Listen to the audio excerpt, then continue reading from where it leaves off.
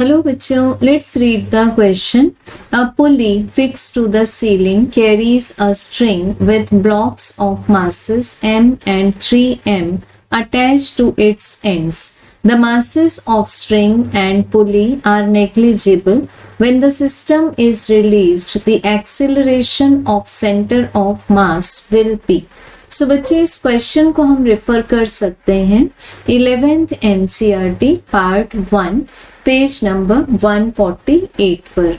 सो बच्चों गिवन है हमें कि एक पुली जो कि फिक्स्ड है सीलिंग से, सो ये मान सकते हैं पुली दिस में बी अज्यूम्ड एज सीलिंग, और ये पुली एक स्ट्रिंग कैरी करती है इस तरह से, और इसके एंड्स पर कनेक्टेड हैं दो मासेस जो कि m, ये है मान लेते हैं हम इसको लाइटर मास m, और इस मास को हम मान लेते हैं heavier that is thrice m।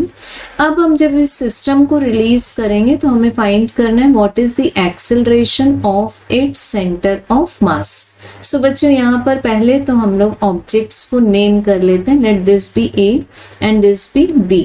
Forces show कर देते हैं मास A में, so this is the weight of mass A, this will be the tension in the string. यहाँ पर मास B का वेट हो जाएगा thrice mg, this will be tension. Note करें बच्चों कि tension acts towards the support and because masses of string and pulley are negligible, so यहाँ पर हम दोनों में जो टेंशन लेंगे वो सेम लेंगे। अब यहाँ पर हम मास B का जो ड्राइविंग फोर्स लेंगे that will be thrice ma, and for mass A it will be upward, so this is ma। सो बच्चों अब हम कंसीडर कर लेते हैं equation for body A, so this is ma equals to t minus mg, let this be equation number 1।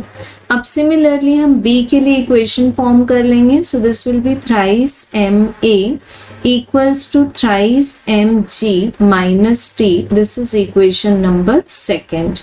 अब बच्चों हम दोनों ही इक्वेशंस को ऐड कर लेंगे, सो t minus t on the right side will cancel, तो हमें लेफ्ट साइड में मिल जाएगा 4ma और राइट साइड में हमें मिल जाएगा यहाँ पर twice of mg, so m will cancel।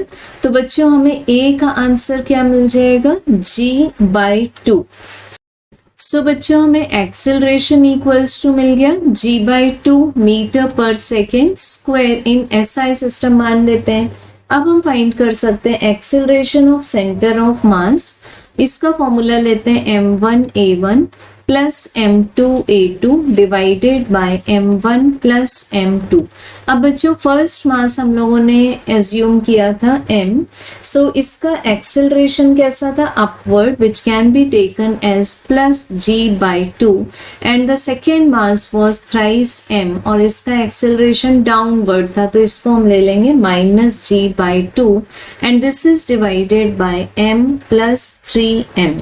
सो यहाँ से बच्चों हम न्यूमरेटर में से कॉमन ले सकते हैं m and g/2, so inside the bracket आ जाएगा हमारे पास 1 minus 3 and this is divided by 4m, so m will cancel and we will be getting it this is g/2 multiplied by 4 in the denominator and multiplied by -2 in the numerator, so बच्चों ये 2 भी cancel हो जाएगा और हमें acceleration of centre of mass मिल जाएगा -g/4, so we have correct answer as option number 2। Thank you।